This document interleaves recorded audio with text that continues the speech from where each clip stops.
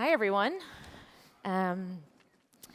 Such a funny morning. Many of you know both from Eric's introduction and just from knowing about the legend that is Mitch, about the highlights of his career. So founding Lotus, developing Lotus 123, growing that company to 1,300 people, co-founding the Electronic Frontier Foundation. But in this case, Sarah and Eric tasked us with a very specific conversation, which is how to build impact businesses with sort of diversity at their core.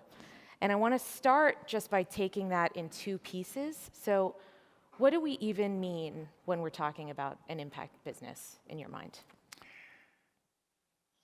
So first of all, thanks very much for having me.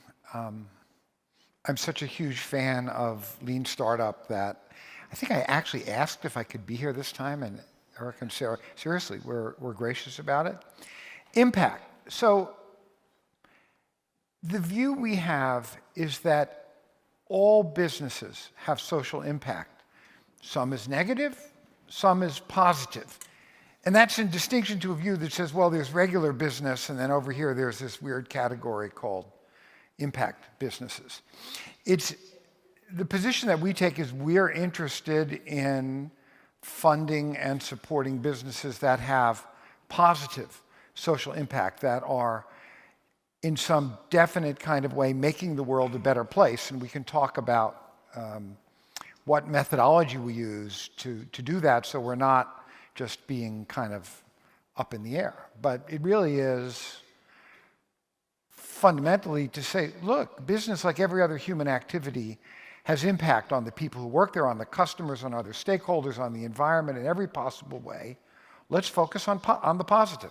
So why don't you talk a little bit about that methodology? Because I think it is very difficult if you're just sort of hearing impact. Yep. I suspect that a lot of people in this room think they're creating big impact businesses. What do you think of, and how are you evaluating impact? So we invest in seed stage tech startups, and we largely have a domestic focus. And the domestic is just because we have limited capacity. And what we found in terms of impact criteria, one size doesn't necessarily fit all. So for what we do, we're very interested in the concept of closing gaps of access, gaps of opportunity in which some groups in society have fundamentally less than others. In other words, the playing field is not level. And we're interested in those businesses that are closing those gaps and doing it in ways that particularly help underrepresented groups. So this could be in a sector like education or health or financial inclusion. It could be directed to low-income communities of color, but it could also, for instance, be directed to closing gaps of access for women in the tech world. Do you want to give us an example from your portfolio? Sure. So in the financial inclusion area, we are seed stage investors in a company called LendUp, who subsequently funded by Google Ventures, is doing very well. It is about taking on the payday lending industry head on. So for people who don't have adequate FICO credit scores and who live paycheck to paycheck, their only alternative are these corner stores and payday lenders that are charging hundreds of % of interest annually, and they're in debt traps, and it's exploitative, and it's a huge industry. And LendUp is about a different alternative, which is a mobile solution and helps people rebuild credit as they repay loans, and reduces the interest rates that they pay over a period of time. So we can look at when we think about what's the impact is actually helping people to be financially more secure, to be part of the mainstream, not to be exploited, to rebuild a credit history. that's in our impact bullseye. So I think a lot of entrepreneurs think about growing a company, making a lot of money, and then giving back to the world afterward. How did you think about that, either when you were growing Lotus or as you think about it now as sort of an investor? Did you come to this impact sort of lens as an evolution, or were you always thinking about it? Well, it has been a long evolution with many stages, but it definitely had its origins back at Lotus some 30 years ago. So my situation growing up was that I was a social outsider, not by virtue of class or race, but just by virtue of being super geeky at a time when it was completely uncool. And so I felt I was the least popular kid that ever went to the Freeport, Long Island public high schools, and I was an outsider even to the outsiders. When unexpectedly I found myself running this big public tech company with lots of employees and hundreds of millions in revenue, it occurred to me a worthy ambition was to make it be the kind of place that even someone like me would feel welcome at and included in. And I was fortunate that the person we hired to build Lotus's culture, Frida Kapor, who later became my wife, was brilliant a dozen years later, not an office romance, seriously. Which was good because she co-founded the first group in the US on sexual harassment in the 1970s. But she brought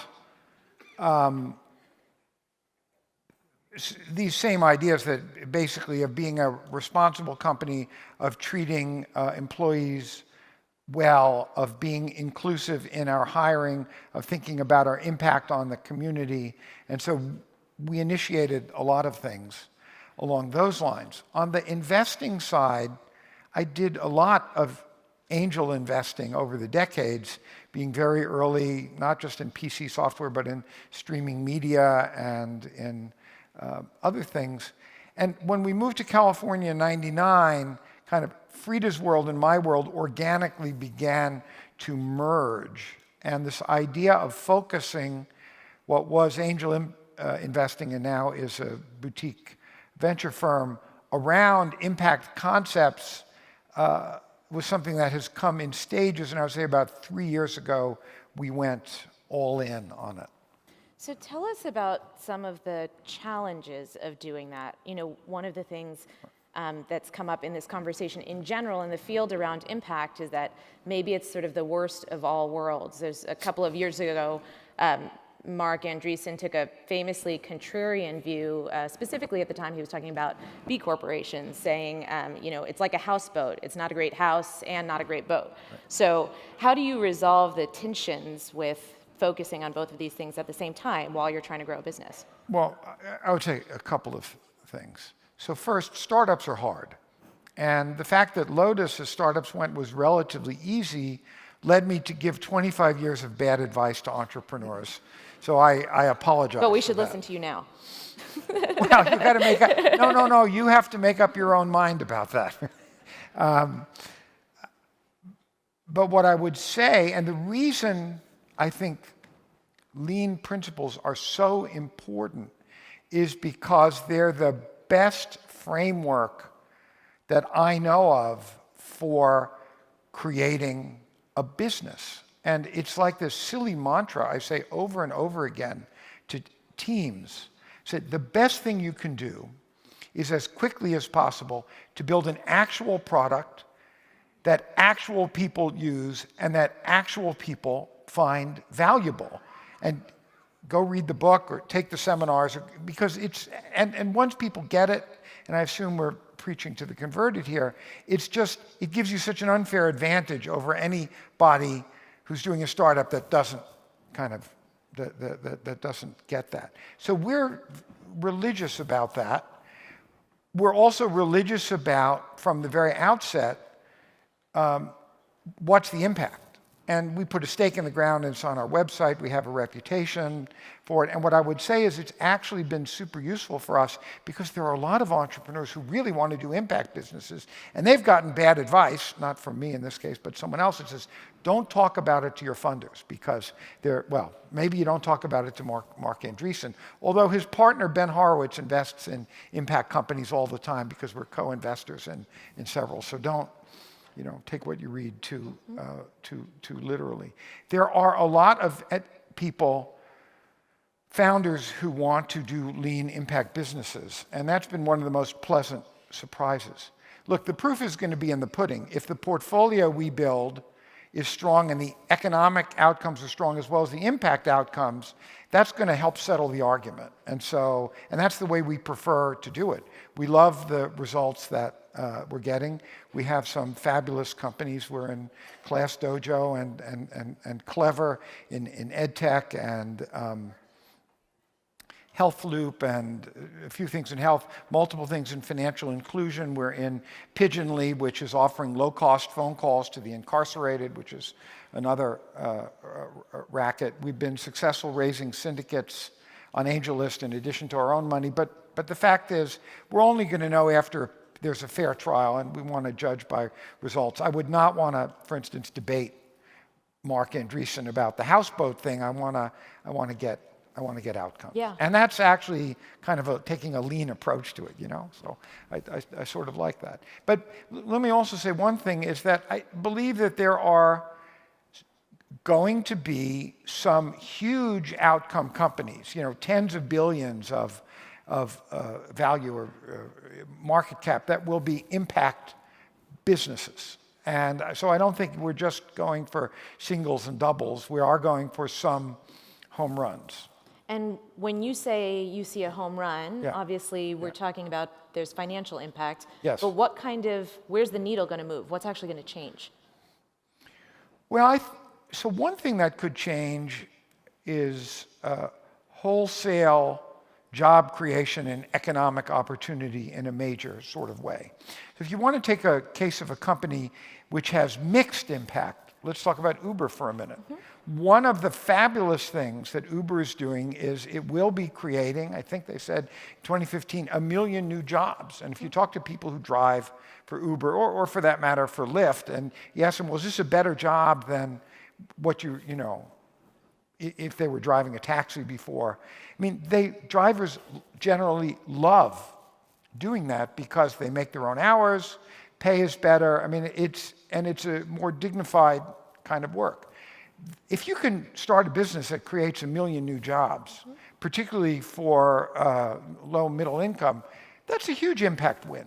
Now, Uber is complicated, obviously, and we can talk about that if you want. So I'm not trying to say they are therefore unambiguously the big impact company, because the culture you create, how you conduct your business obviously also has lots of impact. So, but there's the big win in that. If you introduce a technology that revolutionizes a whole sector, empowering individuals and small businesses in ways that they hadn't before, and particularly if it helps low and middle income people, that would be a big deal. We're investors in a 3D printing company because that's the hypothesis of what's going to happen. Well, sort of Uber is a great example because you're sort of talking about this hyper growth moment could create 1 million jobs, just raise more than $1 billion, but has also kind of come under fire for its culture. You were talking about culture earlier, how you built it into Lotus from the very beginning. How do you build in good culture from the beginning when things are sort of moving rocket ship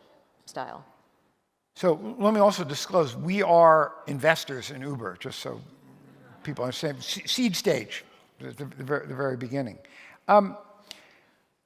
It was done in 2009, and as I said, we've been all in on impacts. So when we did the Uber investment, I was thinking about impact, but we weren't defining ourselves that way. And I've often asked myself, what would I do now if I saw that again? What we do now when we talk to entrepreneurs is we have a much more explicit set of conversations, and we're still learning to have those conversations. So for the last couple of years, we've asked everybody to do a social impact plan. Basically, it's an annex to their pitch deck. that talks about what their social impact hypothesis is, how they're going to measure it, what they're going to be held accountable to. And we have just started asking teams for a diversity plan. Okay, how are you going to hire? Who are you going to hire? Is your team going to look like the community that's being served? How are you thinking about that? And we're weeding people out who, if they're not really committed to building an inclusive workforce over time, it's not a good fit for us. And I say inclusive workforce over time because we are also realists. Most companies are started, they're typically like 2 or 3 people who knew each other in college, and they're going to be, very homogeneous at the beginning in terms of class, gender, ethnicity, and so on. And the first thing they want to do is they want to hire engineers, and hiring a diverse engineering workforce is very difficult. It's possible, but it takes time. We don't have quotas. We talk about long-term goals. We look for commitment. We look for consistent progress, the same way we look at the economic progress of the company. I think this is my message, that impact isn't some other like coat of paint you try to paint, your artifact with. It's part and parcel of how to think about the business from the very beginning, part and parcel of all the conversations between investors and founders. It should be coming up every time there's a meeting of the advisors or of the board, in the same way that there are key, performance measures around the economics of the business. I mean, it's really about baking it in, and that's the answer to the culture, is you bake your culture in from the very beginning.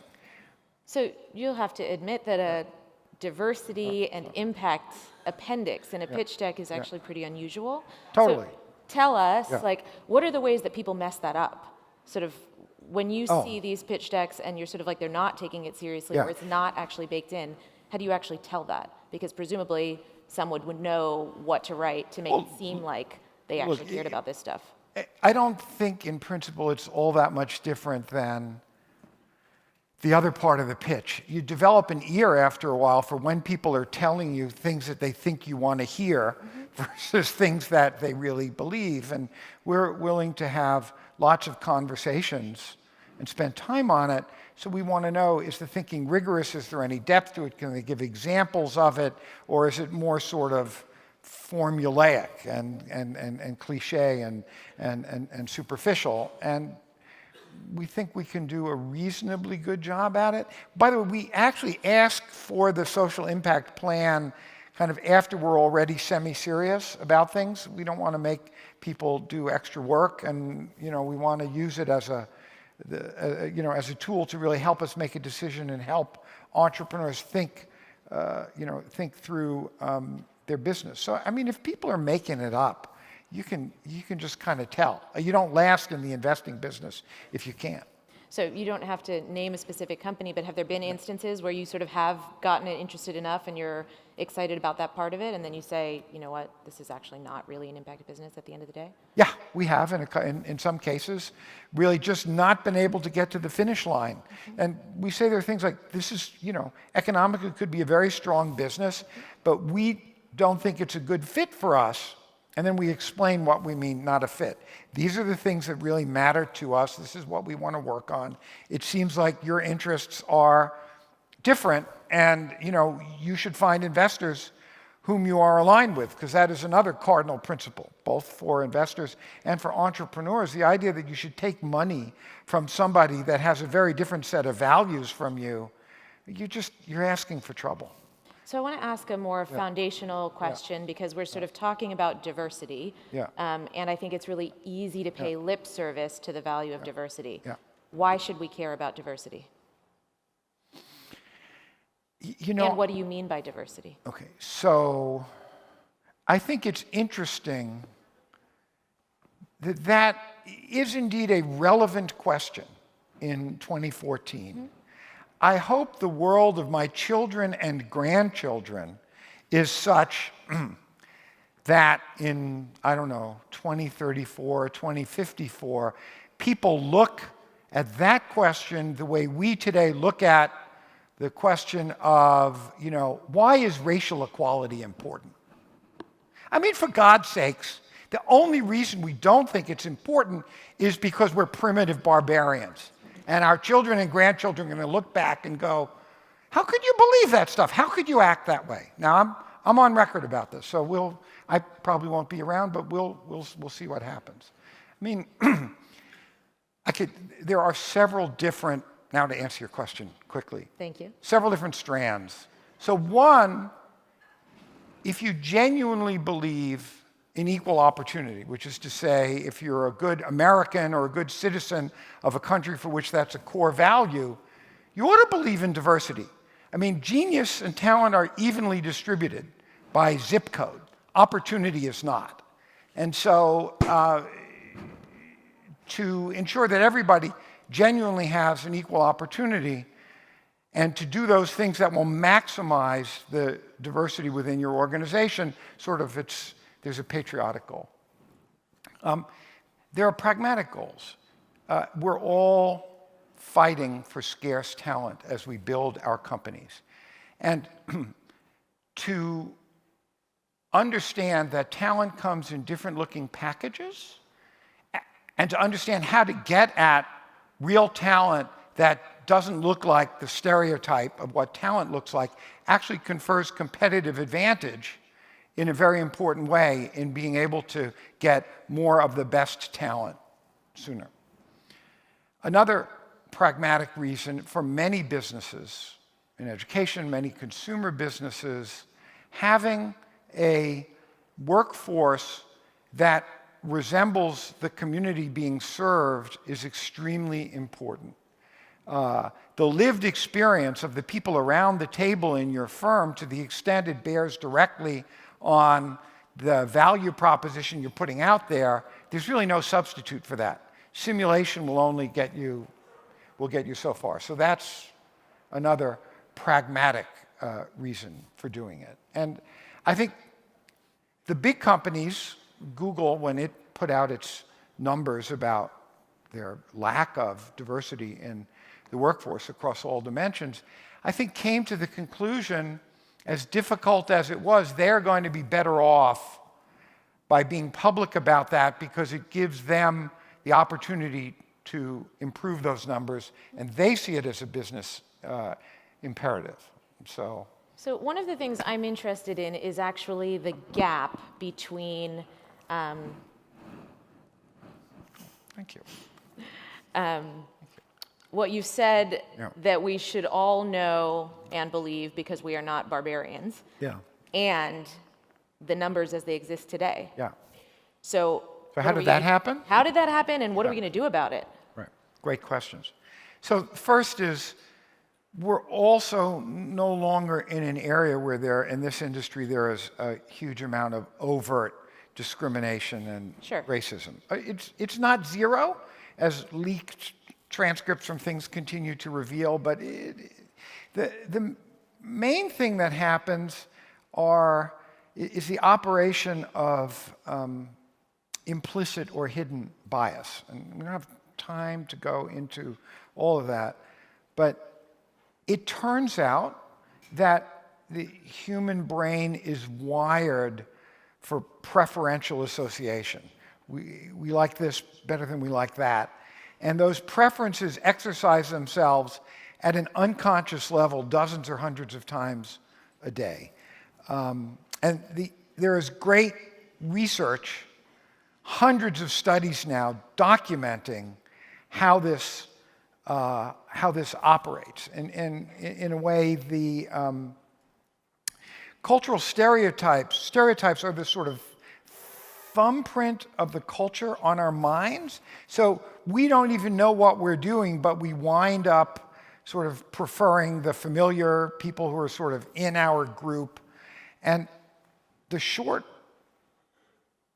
path to doing something is to understand the role hidden bias plays in hiring and retention and decision-making and all aspects of a startup, and to take steps to mitigate it, because that's the good news, is if you understand the behavioral neural mechanisms by which hidden bias operates, it's also possible to design interventions to ameliorate it. And so Google has instituted a mandatory hidden bias training for all managers in the company. They've had that now for a while, and the companies are beginning to take this idea seriously. And that would really be the sort of the single best thing to do. And then to rethink, so Frida has been into many of the high growth, high visibility startups, Dropbox, Twitter, Twilio, list of really more than a dozen. And I've been privileged to be part of that, to watch as companies have started to take steps to rethink how they do recruiting, where they do their outreach, how they interview, actually finding, as Eric has, there's a great Eric story, which is Frida was at an unnamed company and said, they're talking about removing names and schools from resumes of people they wanted to hire to avoid the bias that, one of the biases that arise is in gender and racial bias, we disfavor, we like white male sounding names. Lots of research on this. And somebody in this workshop asked Frida, and Frida had mentioned that Eric had tweeted about this. Mm-hmm. Well, what's the best way to go about doing it? And Eric's tweet was, well, a black Sharpie usually is sufficient. So there are straightforward, dozens of straightforward little things that you can actually do. Nobody has written sort of the cookbook of this yet. It's an opportunity for somebody to do it. But I am enthusiastic that there are significant practical things that we can do. Can you give us another example, sort of from a startup's perspective, given that they are managing about 1 million things, they don't have Google's HR department, about what they are going to do to actually address this issue, given that they've started with their 3 homogenous people because they all went to college together, and now, according to you, they need to think differently about recruitment from a business perspective. What do they do? Well, we typically have the conversation when companies are raising their seed. That means they're like 2 or 3, but they're going to go to 6, 7, 8, or 10. We talk about the technical positions and the non-technical positions, and we try to identify areas where it is easier or more likely that you'll be able to hire a more diverse set of candidates. It's often in operations or customer support. Oftentimes, entrepreneurs, all they really need is some encouragement to do this. We also, as a practical matter, can sometimes connect people to particular networks of hiring or pools of candidates. But it's really in that, hiring up to the first 10 people, where instead of being reflexive and doing the easiest thing is to be thoughtful about how do I assemble a broader candidate pool? So that's another rubric. Quotas, never. But the idea that you should not hire unless your candidate pool has some diversity, and then within that you hire whoever you want, that's a good intermediate step, and people find that, well, they can actually do that.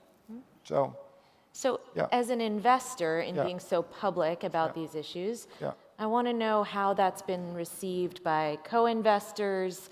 Do you feel like you're actually making a dent in speaking so publicly about this stuff? Is it changing? Well, I'll tell you what's changing and what isn't changing. And there is, in all likelihood, some amount of people going, looking at the stuff dismissively. And as I said, the outcome will be judged by what we're actually able to do. My career, which goes back 35 years now, is routinely accompanied by dismissiveness in the early stages of whatever it is I'm excited about, whether it was personal computers in 1978 or the internet in 1993 when I made the first investment in any internet company, I think, which was UUNet, or streaming media a couple of years later. So dismissiveness, to the extent it exists, actually doesn't really bother me. The best surprise has been the number and quality of impact-minded founding teams that have surfaced to us by virtue of our putting the stake in the ground, and the fact that we have gotten in all sorts of deals precisely and only because of that.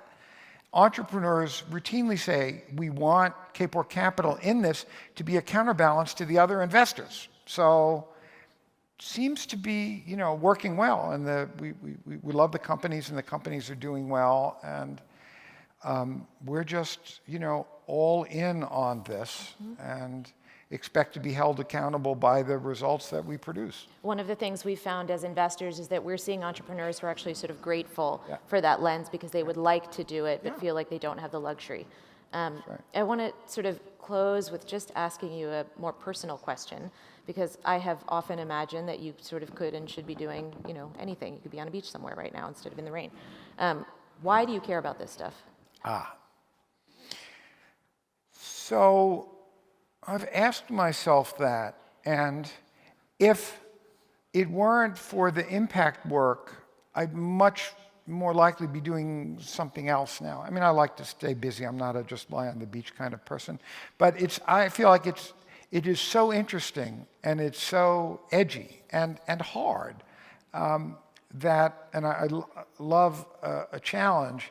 And it feels like it's more of a kind of legacy that I would like to leave behind, that, I feel like it's been a great, career extension.